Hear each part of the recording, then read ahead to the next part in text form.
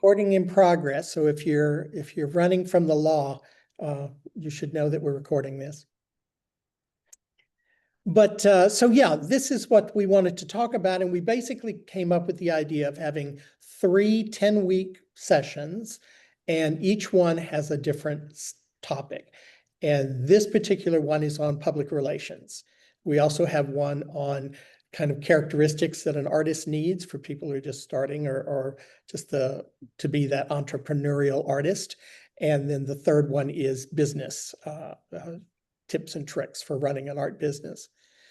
So we wanted to start with PR because we kind of thought it was sexier, and also because we thought it might be where people kind of run into the wall. At least I know I have in my art career.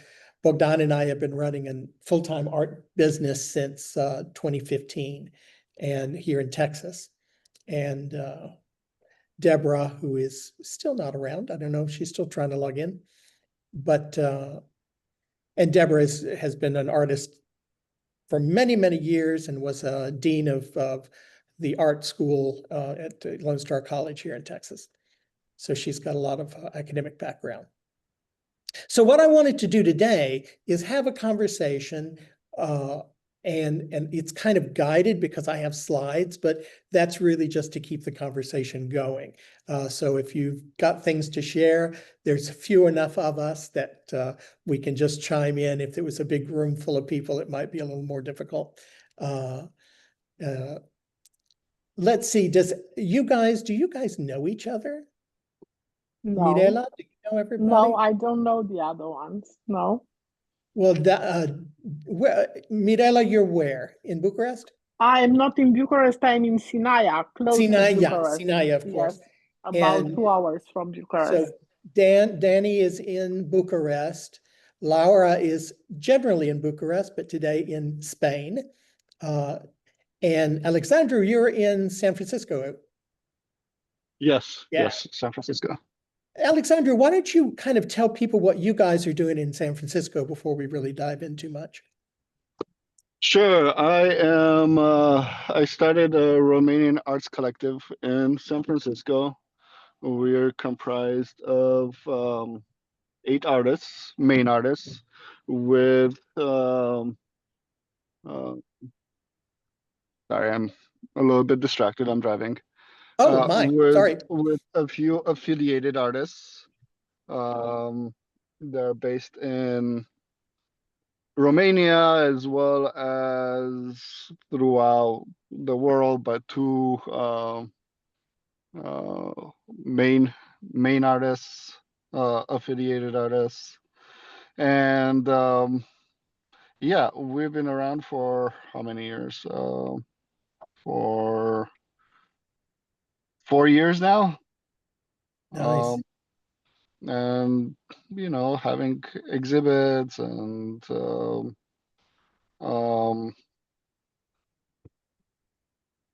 conversations, and recently support overall. We're recently published in our last exhibit in the Bay Area was covered by Arte magazine in Romania, which was kind of cool. And in that exhibit, both our affiliated artists collaborate with us, Dan Pejovski and Kat Mustața, as well as a number of other Romanian artists. So that's a little bit of what we do. And so you're also a nonprofit? We're not nonprofit. Oh, we're just okay. Art collective. Yeah. An art collective. Okay. Yeah. Yeah. I don't know about nonprofit status. That's too much work. Tell me. It took us a full year of paperwork and hiring a lawyer before we could get our nonprofit. So we're proud of that, and we it was a lot of work. But as we go through the slides now, I think we're getting Deborah logged in. I just saw her come through. Let me go ahead and see if I can start that. So basically, what we wanted to do is create this overarching goal is that artists would understand the importance of public relations in an art business and to actually create a concrete PR plan. That's kind of the homework. So you can do it or not, depending upon your interest. But the idea would be to have something at the end of these 10 conversations, to have something physically helpful for your art business. And the one particularly for today then is that artists would be able to describe the importance of PR in your business. So I don't know how, I thought this was an interesting quote that I had not heard before in Forbes magazine, that Bill Gates actually was quoted as saying, if I was down to my last dollar, I'd spend it on public relations, which is a very powerful statement coming from somebody like Bill Gates. So it's obviously quite important, but I think very often important business concepts don't make it into an artistic business, that we don't think that way, or it's not built for us, and so we don't know how to adjust it to our needs. I don't know if you guys have seen AbFab, but this is one of my favorite lines from AbFab. The young lady is the daughter, and she's talking to her mother, who is a PR person.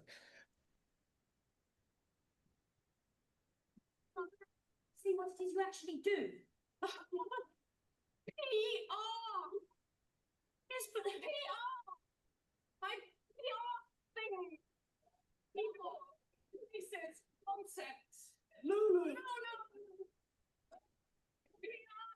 I am, and if you've heard of me, I have PR. I make the fabulous, I make the crap into credible, I make the dull into delicious. I should have PR, darling, and yet they would bloody honour some pea-brained, hypocritical do-gooder like her. Well, you all sound the same anyway. I think one of the things that I have often thought of with PR is that it is sometimes considered just to be a bunch of hype, that it's really not, that it's all insincere, and that it's just all gloss and exaggeration and things like that. And that's not fair, because there's a very, very sound basis for public relations in any business. I saw this quote too, that in 2023, a study in UK found that 88% of business owners do no PR at all. And you've got Bill Gates on one hand saying if he had only $1, he'd go PR. And yet 88% of businesses in UK who were surveyed said they don't do anything at all. So there's got to be something in between, right? And so I guess the question would be to you guys is, how much do you do? Do you do any PR at all? And I thought maybe we could talk about that for a moment. Does anybody do anything?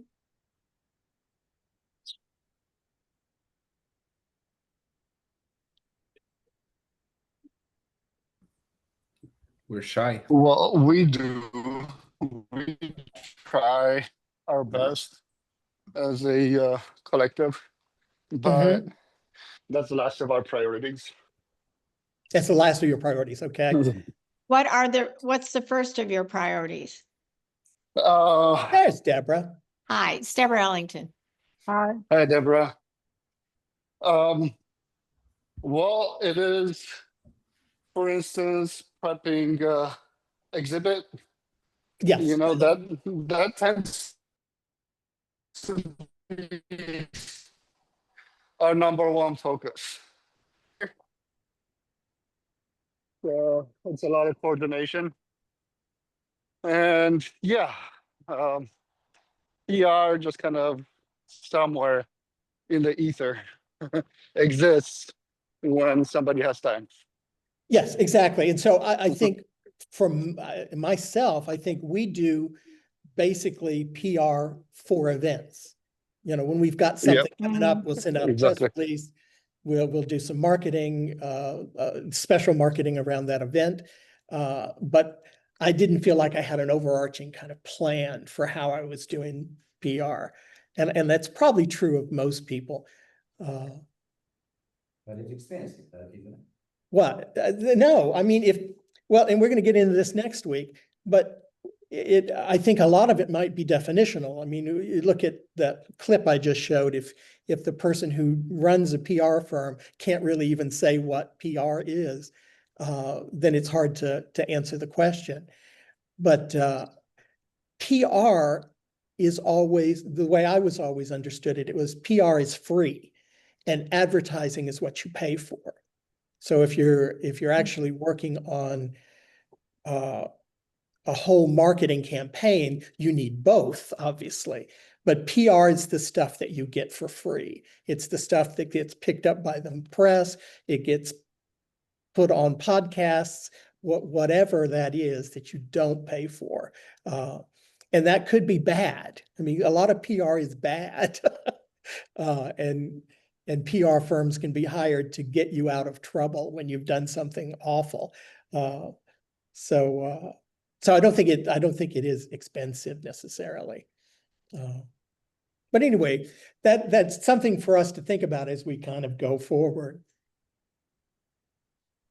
Deborah, you want to jump in?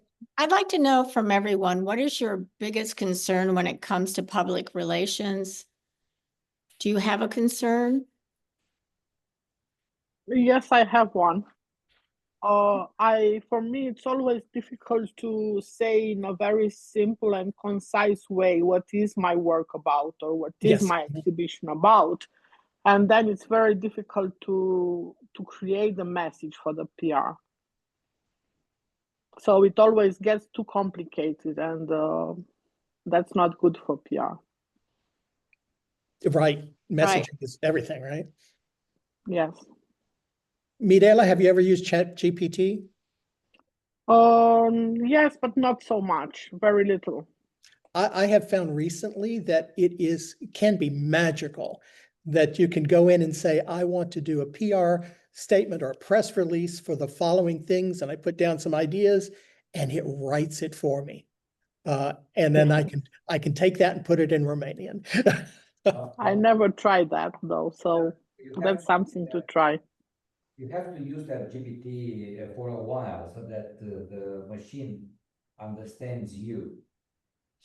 So start with little tasks like, I have this painting, it's about this and that.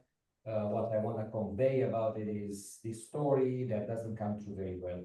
Anyway, so it will give you some versions, and then from those versions you can edit the story that you like. So, but you have to play a little with ChatGPT so that the machine understands you. Yeah, it's personalized. Yeah.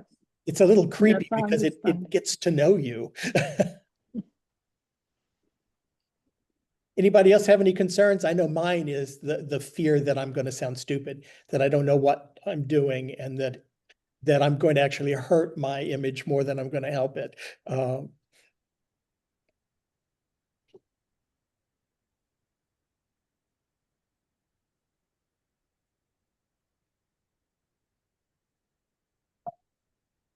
Oops, it's not participating. Let's see. What just happened? My little screen share has stopped. There it did. And so that kind of brings us to the issue of, how do you get noticed? We've got 65 million, almost 66 million YouTube creators, and 2 billion people use Instagram each month. How do you ever get noticed if you're looking for that kind of free advertising? How do you get noticed in a world like this, which is always concerning? And so that's why you really just need a plan. Yeah. Deborah, Yes, for visual artists, their brand is more than just the work that they are producing. Artists should recognize themselves as both a brand and a persona. I like both the persona's body of work and the individual themselves. A quote by Stokes. Yeah, and So, I've got a bibliography at the end if you guys are interested. right. So it's not just about you as the artist, it's about how people perceive you as an artist and how they perceive your work. And it's not just about your work. You know, you're selling yourself as well as your art. And in fact, that's what I have in this next slide is you don't just sell your art. What is your brand? And this is the first question that we'll have to do to try and create that PR plan. The identity and perception that artists build for themselves around their work. There's a message, a tone, an aesthetic that people are going to associate with you and how people are going to connect to you, with you and your work. So let's look at a few examples. We've got Yayoi Kusama. She's known for the polka dots. I mean, instantly recognizable. These themes of infinity, mental health, because she has I think she's actually living in an institution, and a very avant-garde style, but she is instantly recognizable. Bansky is instantly recognizable, but he's anonymous. He's rebellious. His art is street art that is political in tone. But anybody knows when they see a Bansky work. And I was just telling Deborah yesterday that I saw a clip online that they actually set up a table in Manhattan, and they were selling Banksys for $60 a piece, and just a guy at a table, and they sold 4 all day. They were there for like 10 hours. And each one of those pieces were worth hundreds of thousands of dollars. But I mean, it's that kind of rebellious, gimmicky tricks that Banksy plays, like shredding the painting that someone just bought at an auction. Again, instantly recognizable, but very, very different from the previous artist. We've got Frida Kahlo, and we were talking as well that we think that maybe Frida's her image of her is probably as recognizable as much of her art, that people will know if they see a picture of her who she is, but they may not recognize some of the artwork that she does. So her persona is just as important in her branding. Warhol embraced celebrity culture and blurred the lines between art, celebrity, and commerce, making himself a part of his art. He knew that in order to stay in the limelight, he had to become almost upfront, doing things that you would not expect to help sell his artwork. And he started out as a graphic designer. So he knew about marketing. And I'll let you talk about the next slide as well, Deborah, but Andy Warhol was not the person in his day-to-day life that he portrayed in his art, right? Correct. Yeah, he's very shy, and he came, and totally. This is the one I wanted Deborah to address. I love Dali. Dali truly was the one who marketed his persona as part of his art. He knew that in order to keep himself up front in the limelight, people talking about him, he had to really sell himself as a flamboyant public persona. He engaged in eccentric behavior. He drew attention to himself and his art. He knew he always had to do this so that he was forefront and always in the front of people's minds, and his art was always there for everybody. And he would do really eccentric things as well. You mentioned something about he would put sugar on his mustache to attract flies if he was going to have an interview. He did all kinds of outrageous. Astounding. Yeah. So Laura, you're in Spain. You should, do a little Dali, little Dali energy going. I got a clip here that I thought was amazing because another thing Dali did was he used the technology of the time. He took advantage of those opportunities. So here are a couple of commercials that Dali did, which again, for artists was just unheard of. Nobody did this.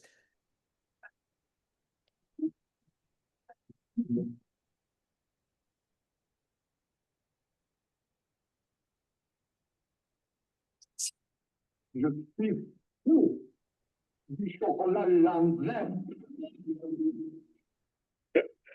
First, it dissolves. Happy bubbles, but devoted bubbles. Then the Alka-Seltzer shoots into the stomach. Here, it neutralizes that bad excess acid. Meantime, the specially buffer aspirin is feeding into your bloodstream to all places of pain. So those beautiful places will feel beautiful again. Alka-Seltzer is a work of art, truly one of a kind, like Dali. So yeah, he took advantage of the media and he was just very, very eccentric and everybody knew who he was. I'm stuck at slide here. Because they were going to remember the shock that he created. And they associate that with him, right? They Absolutely. associated him with being funny and vivacious and Shocking. odd. And of course, his artwork kind of built that same look as well. I went to his museum, which is up around Barcelona, and the museum is just as quirky as he was. Let's see, when we don't talk about the machinations behind success, we uphold the myth that the art world is a meritocracy and that famous artists just happen to be the best ones who are passively discovered without any effort on their own part. And I thought that was an interesting quote because I hear this all the time, that if you're good enough, they will find you. So your plan for your art business should be just be the best artist ever. And that's great. And you should be the best artist ever. And good luck with that. But we all know that you don't have to be the best to be successful. I know people whose art is not as good as mine or as good as Bogdan's or people that I know. And they are just doing quite well. The measure is not necessarily being the best. And that should give us hope. Unless you are the best, then we're just in your way. Artists succeed not just when your art is good, but when you can find the right community to consume and share your art. There's a lot more to the success of an artist than just the art itself. Yes. So I don't know if any of you have ever had this happen to you, but it's very interesting when somebody just connects to your work. They will walk right into your studio, walk directly to a piece of work and just say, this is what I want. You don't have to tell them the story behind it. You don't have to show your persona. They just automatically have a connection. And I've heard it said often that really all you need as an artist is 10, 20 collectors, and they will keep buying your art through your career and through their lives. And so to develop that community of people who are on fire about what it is you're doing is incredibly important as well. This is a long one. I'm not going to read the whole thing, but PR can be a lot of things. It can be media coverage that we mentioned before, speaking engagements, and interviews, hosting events. It's not about just paying someone to cover you. It's about building relationships and telling a story, right? That is what will ultimately sell our work, is having the right people and having a good story to tell.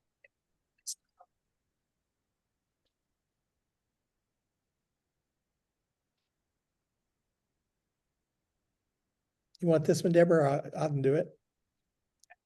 Strong PR provides the necessary visibility for an artist to shine. talent and drive are two major factors for any artist. But without a proper platform to display what they have to offer, the majority of artists won't get very far. Strong PR is necessary for the artist seeking to become well-known. How do you get yourself out there?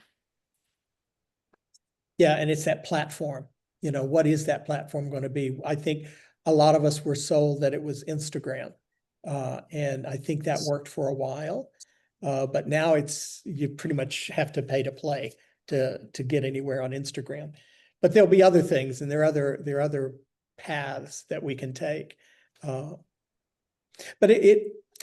going back to kind of how you present yourself and the Dali and Warhol, you know, it's got to be comfortable. You can't force yourself to be a clown, to be ridiculous, if that's not you. So it has to be something a coat you can wear. You know, it has to feel comfortable. And if you can be outlandish like Dali, that's great, but you don't have to be something that you're uncomfortable with.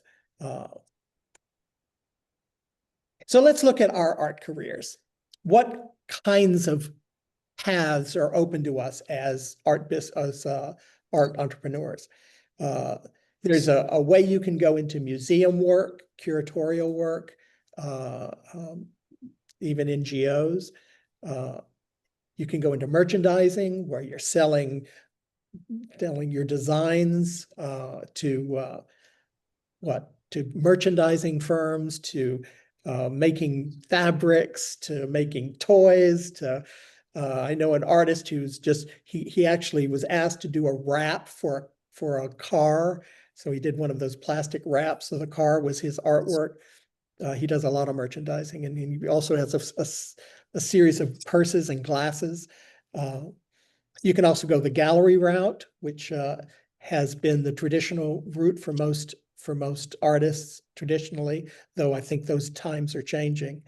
You can go into the academic teaching field. And Laura, is that where you're headed, is into teaching?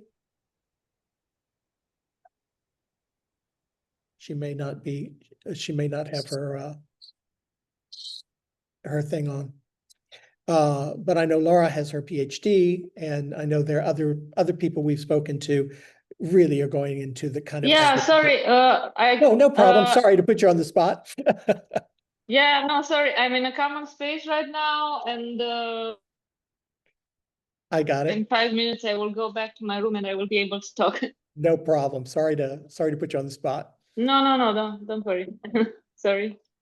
There's also the field of publishing, people who want to be critics, publishers, who are just doing illustrations for children's books or for magazines or wherever. Direct sales through fairs, through your own studio, directly to your collectors, or design work like graphic design and commercial work. Where are you headed in your art business? Because it makes a difference how you proceed and how you market yourself and how you approach PR. These things are going to be different. I can tell you that in my experience, people who are headed down the academic path and the museum path may reject a lot of the things that you would do if you were going into some of another direction. There is Deborah, you're an academic. What would you say to that? Is that been your experience? Well, I found it very interesting because as an instructional dean, I made sure that not only was I a working artist, because I felt that that was very important for my students to understand. So it kind of merges between the two. I thought it was very important to let the students know that they needed to have a business background if they're going to become a working artist, because it's great to create your artwork, and that is wonderful, but you also need to have some skills that go along with that in order to make a living in it. Also, I think something that we didn't mention is being a juror. I am a juror, both nationally and locally. And in that way, I get to meet up and coming artists. I get to meet other artists, and it's just another way to expose yourself to the art world and other artists. I know that when we were working with PhotoFest here in Houston, which is just now starting here, PhotoFest is a big photography fair, I suppose you'd call it. They do it every other year here in Houston. And the sense is, if they smell that as a photographer, you do commercial kinds of work and not fine art, they're not interested in you. And there's just this kind of wall you run into with people who are fine artists in photography versus kind of commercial applications. So you may run into that kind of things, and that might be very true in Romania, because you had, from what I understand, you guys correct me if I'm wrong, but you've got this kind of old guard that is the very entrenched, established, going back decades, versus the people who are trying to be more progressive and maybe more I don't know how to say it, who are being a little more abstract in their work, and maybe they're running into walls. At least that's what I've heard some Romanian artists tell me. Have you guys run into anything like that?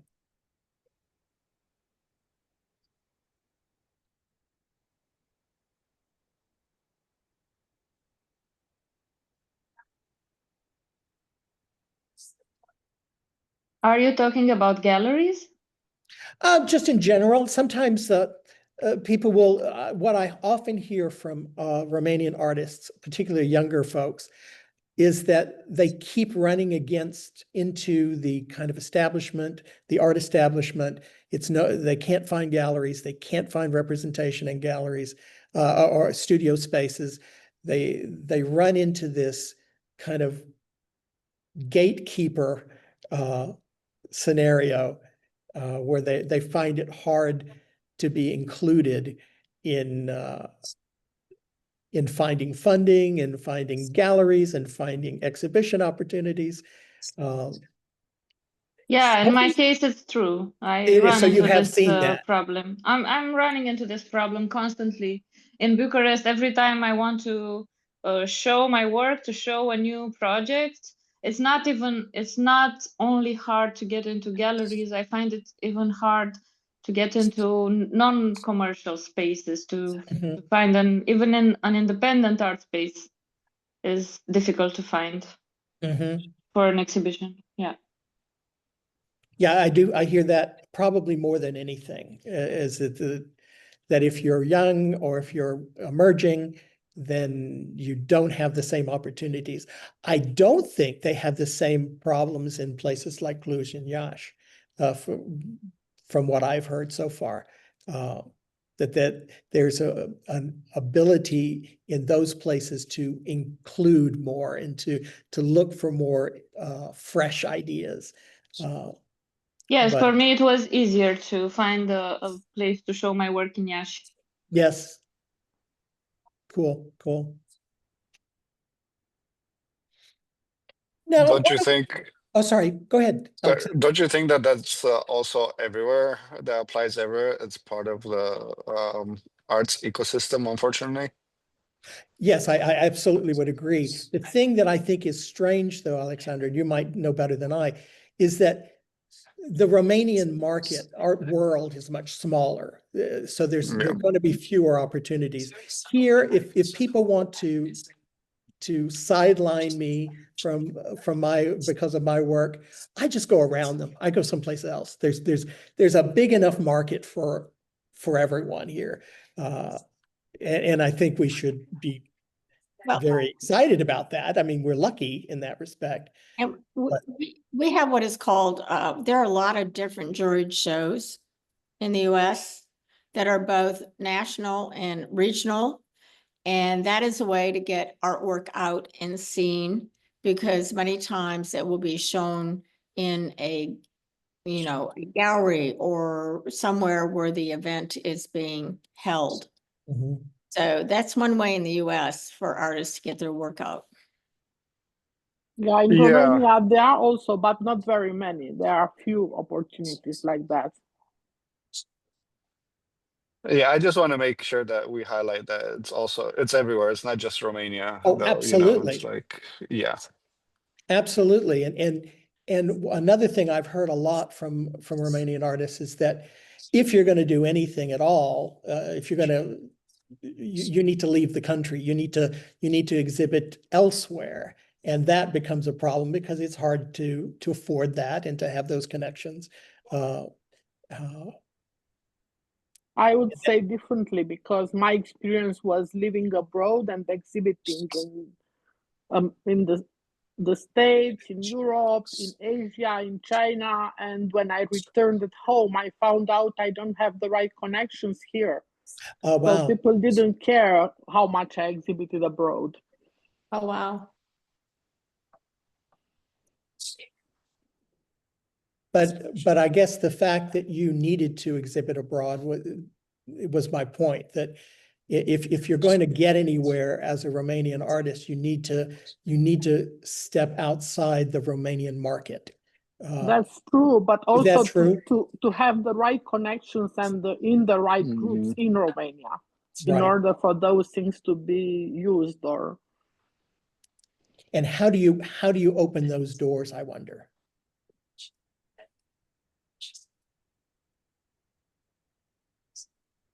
That to me is a Connections.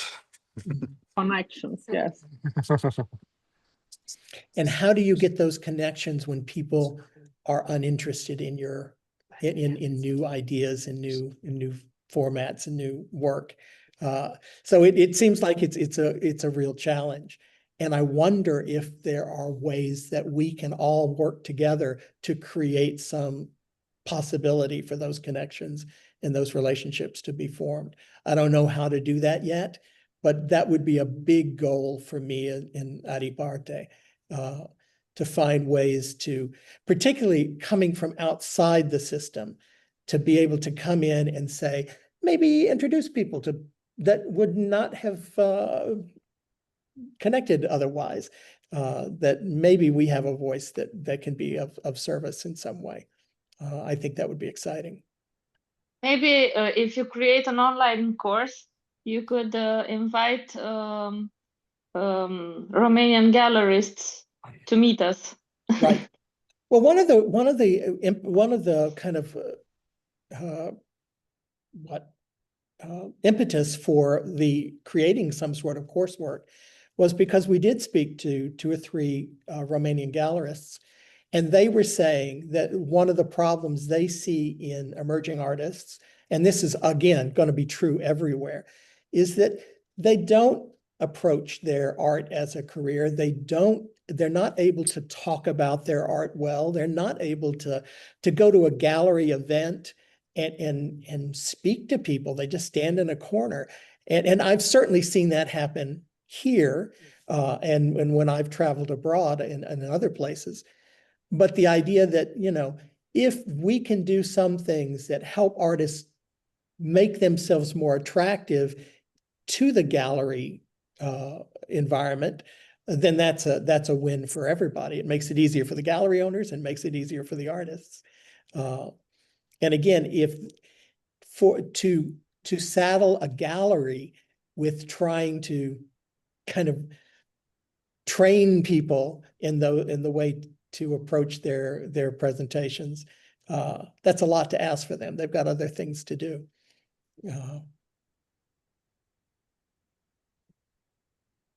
But obviously, you can't have a PR approach to PR if you don't have a plan. And so what we have come up with is a 8-point plan for creating a real document that we can use in our particular businesses. And the 8 points are situational awareness, having good, strong, measurable goals, having a key message, being able to target the right media, the right influencers for your work, having strategies and tactics for doing that,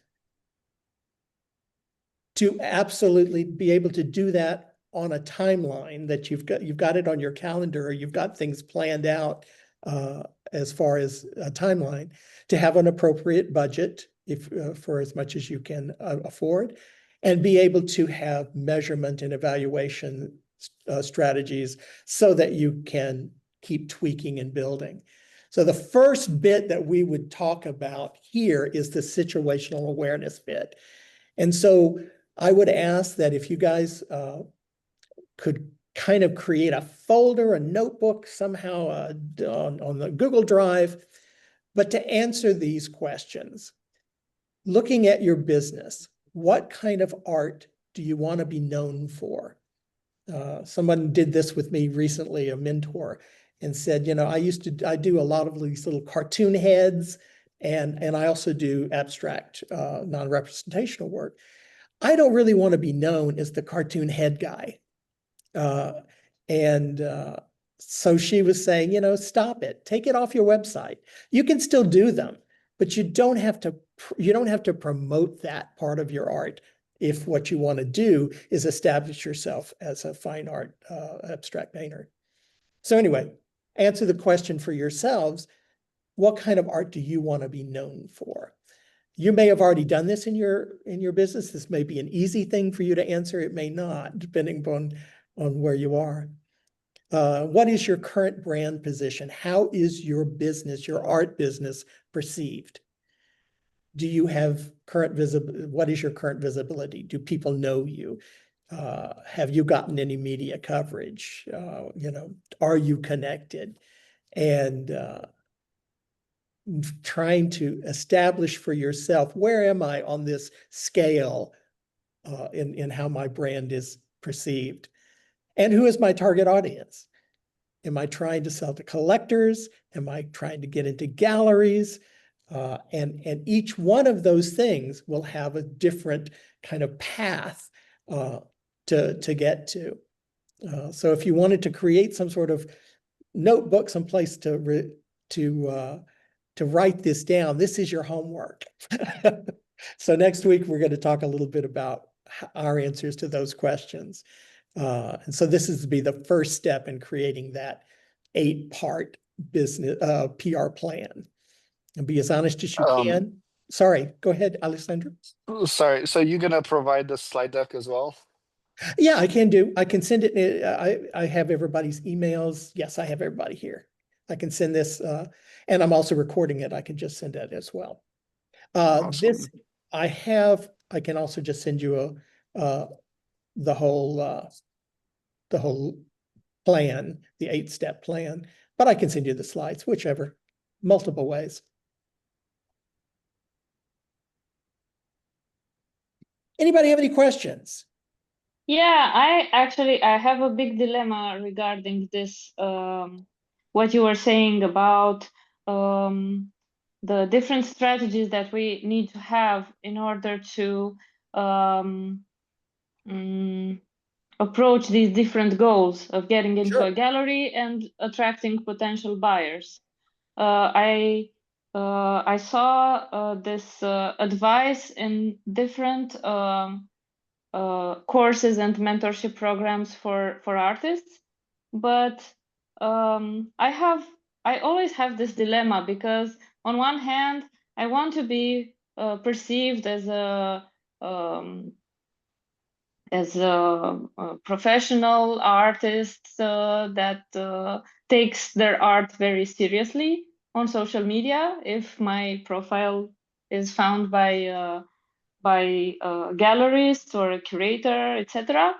But on the other hand, I know that if I would get into a gallery, it's not like all of my problems would magically go away overnight. So No. I think an artist also has to attract potential buyers even after they get into a gallery. So I don't know. I find it kind of hard to find a balance between these two strategies and these two goals, because if you want to attract potential buyers, then you don't have to share only your art on social media. You have to share a little bit about your life, your personal life, your artist life. And I'm not sure if this is well perceived by galleries. I'm not even sure if galleries perceive very well artists who have sort of an artist influencer profile. Mhm. So yeah, I don't know. What's your opinion on this? I would disagree, because right here in the States, a lot of gallery looks for the number of your followers in Instagram. And they not necessarily, they do care about your art, but that's not the first step they'll take you in. If you come with a big crowd, then you are good for them. That's the selling point. Yeah, Okay. I've seen that as well, that people are actually look for you to, they want you to have your own platform, your own following, your own client base that they can build off of.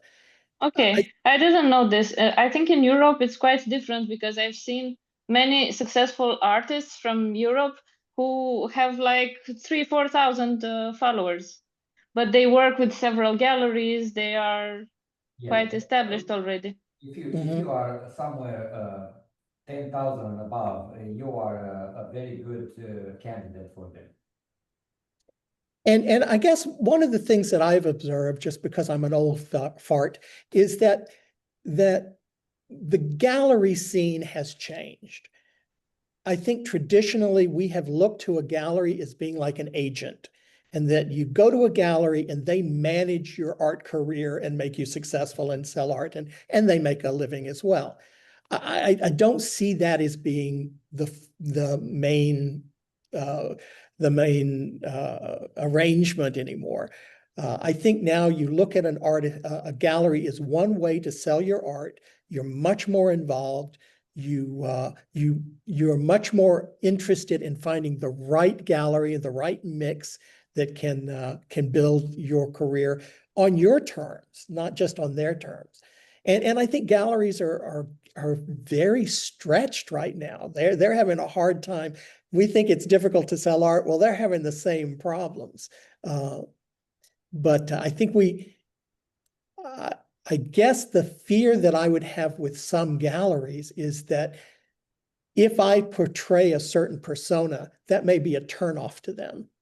That they may want to go in a different direction. They may want you to be very, sophisticated and subdued and academic in the way you speak about your art. And if you're not that, they may not be interested. I'm struck with a quote that I heard someone say who was an actor, and he said that the best thing to do as an actor is you keep giving them you until it's you they're looking for. You just keep presenting yourself in the way you want to present your art and your career as an artist until that becomes the hot thing, Right. I've been in several galleries, and as John said, they have changed. You need to know that you need to know the gallery. You almost need to interview the gallery. There are galleries that have what I call a stable of multiple artists. So you might not even get a solo show, but once in every 4 years. There are other galleries that are very selective and have a smaller group of artists that they're representing. Some of the galleries I have been in said, yes, you can show and sell your work. Other galleries that I've been in said, no, you cannot show and sell your own work within a certain mileage or in the state. So it's something that you need to, before you even approach a gallery, does your work fit? Go to their shows, find out who the owners are, what type of shows are they doing? How do they promote their artists? What are your responsibilities? What are they taking as a cut?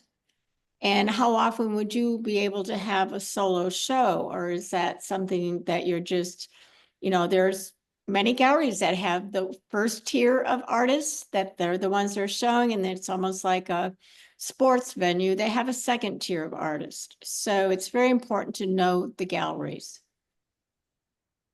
And I think what Laura said, I think is tremendously important, that it's not just one answer. You No. know, you're going to probably approach a gallery differently from the way you're going to approach a magazine or a, uh, a collector. You know, you can be different people in different situations. You can, I say different people, but you stress different things, you approach it differently. And to have a multifaceted approach probably makes the most sense. Which just makes it harder because it's just us, right? It's not like we have a team of people who support us. It's generally us, one person, and you've got to be the publicist and the typist you have to actually do the art when you have time. Yeah, it's a difficult path we've chosen, but it's also full of a lot of joy as well. Did that answer your question, Laura?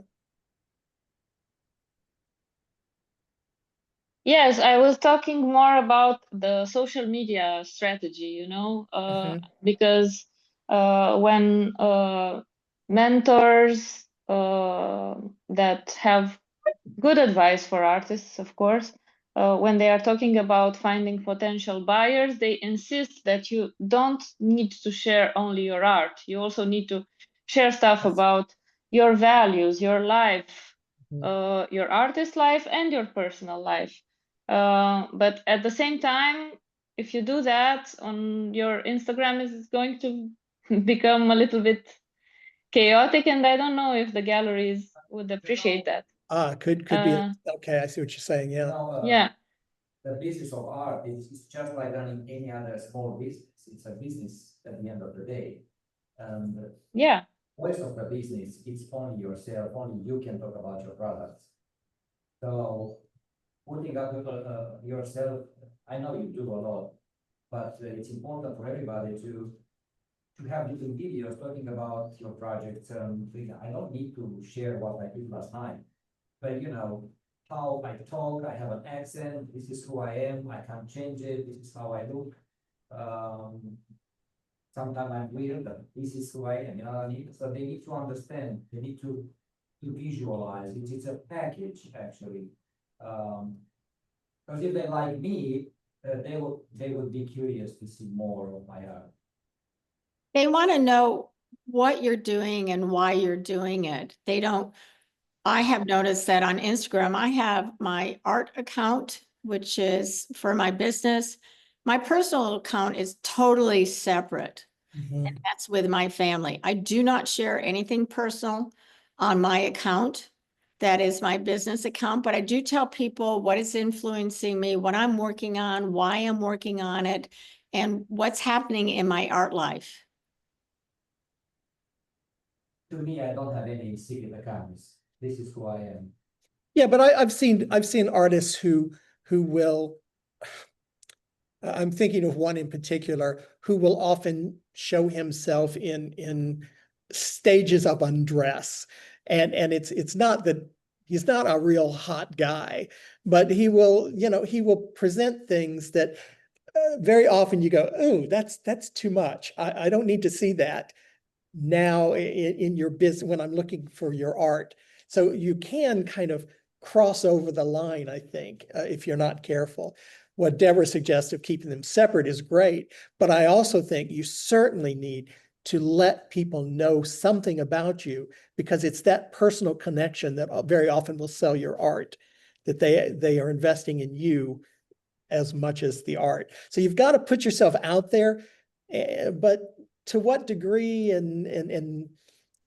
yeah, this is my dilemma. Yeah. Yeah, To what and that's to a what degree? valid concern. Yeah. Because of course they want to know a little bit about you. They want to know your values, especially because otherwise you're just one of the few million artists who also do watercolor or abstract art or whatever. Right. How do you make that distinction? Yeah. Good example. But what makes your art unique from all the other artists? I think that's what you need to look at sharing. What you are a unique person. The art that you create is unique. So how are you unique and separate from those other hundreds of watercolorists or abstract expressionists? Yeah, that's why I'm saying what makes you Mhm. unique is your values that also reflect in your work, and what inspires you also makes your pieces unique. And if you share too little, then, and if you're, this is what I would do. If I'm interested in somebody that I don't get enough from whatever they share, I would go all over the internet to find things about that person, you know, who they are, what they do, how they look. And I think all of us would have been about anything and everybody, you know, your research, you don't get enough information. Interestingly, this is the topic of next week's session. How much do you share? You need to Perfect. put yourself out there. So I'm glad that we're at least heading on the right track for next week. Anybody else have any questions they wanted to ask? I'm trying to wrap up because I know I don't want to keep people longer than I promised. Mhm. So in review, what we talked about today is that we're each running our own art business. PR is an integral part of that art business. We sell more than our art, we sell ourselves, and we are part of our brand. PR doesn't just happen, it is planned. And what the questions of what is the person that we portray, the persona that we portray, and how is that brand perceived by others? What have we forgotten? What would make this conversation today better? Is there anything we should be doing that we're not doing, or things that you would like to have seen that you didn't see? Even maybe good things that came out of today. I was wondering if you have any good ideas about what we can share in the press, especially outside of the periods when we have events, because I think all of us, as you said, we do a lot of PR and in the sense of press relations when we have an event, when we have an exhibition, right? We do a press release, we send it to everyone. But outside of those periods, how could we, what kind of strategy could we have with the press? It's absolutely the part of this plan that we're working on. And I just throw out a couple of ideas. You know, what about the calendar? You know, what events are coming up? How are you able to say, you know, if this is an election year, is there something you can tie into there? If you've got a plan that covers the entire year, you can actually say, I've got no exhibitions between March and June. What am I going to do in that period? And because you have a plan, you can then start to address, maybe I should do a collaboration with someone, or maybe I should go on a journey. Right now, Laura's on a residency program. Maybe I should be writing an article about what I've learned on this residency program, or you know, the research that I did to find a good residency program. The idea that if you're looking at your business as a year-long plan for PR, then you can schedule that stuff, and you can see where you do have periods when you need to be doing something other than just plugging a show.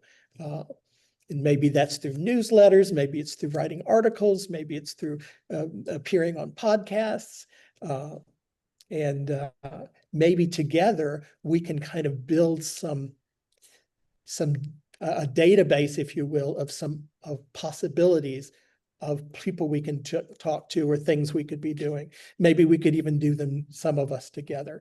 I don't know if where that could go, but I do think we can absolutely find other ways to promote ourselves, and we should, outside just, you know, here's my new exhibition. Excellent. Anybody else? No, for me, it's important to the fact that we stress that we need to have a clear target audience, which I don't have currently. So it comes to my mind from time to time, but I couldn't manage to figure out which would be my target audience. And yeah, and other Yeah, things for on the way me, as well. I think it's I also struggle helpful. to define my my target audience, my ideal buyer or my target audience. Yeah, And absolutely. it's not an ideal buyer, there's not only one. So you always have to be out there and to make connection with everybody, because somebody's gonna buy one piece from you or two, and that's done. I mean, there's no room in the house. What would I do with the rest of the art? So you always have to make connection all the time, because the chances for you to find somebody that is gonna buy 100 pieces from you because you are Bogdan or Laura, it's very little. But you always have to make connections that you can sell to a variety of people all the time, and you know, otherwise it doesn't work.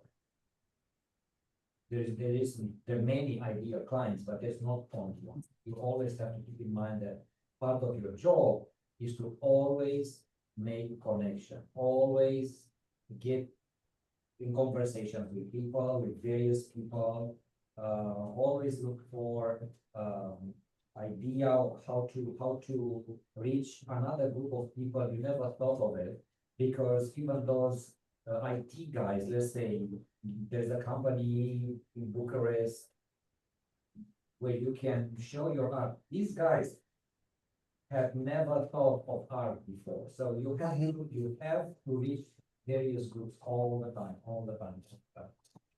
And I guess that I would also say, whenever you're creating any kind of plan, and when people are giving you it, I've gotten advice from these kind of mentorship programs and kind of guided consultants and things like that. There isn't just, your plan will change, and it's perfectly okay to say, I thought I was going this direction, but now I'm thinking I'm going to go in this direction. That doesn't mean you've done anything wrong. It's just a natural progression that we will continue to twist and turn. These are living documents that we're creating. So I would never want anyone to try and box themselves in because they've done a plan of some sort, that they can't step outside of that as they find it necessary. But the plan is there to bring you back, or to define those limits, so that you're not just scattering. One of my problems is I believe everything everybody tells me. So if you tell me I should do this, I'll go do that. And if it doesn't work, then I'm like, oh, where am I? I'm looking for the next person to tell me something. So if I have a scheduled plan, then I can be more intentional with the things that I'm trying as I'm going forward. That's the way I kind of look at that.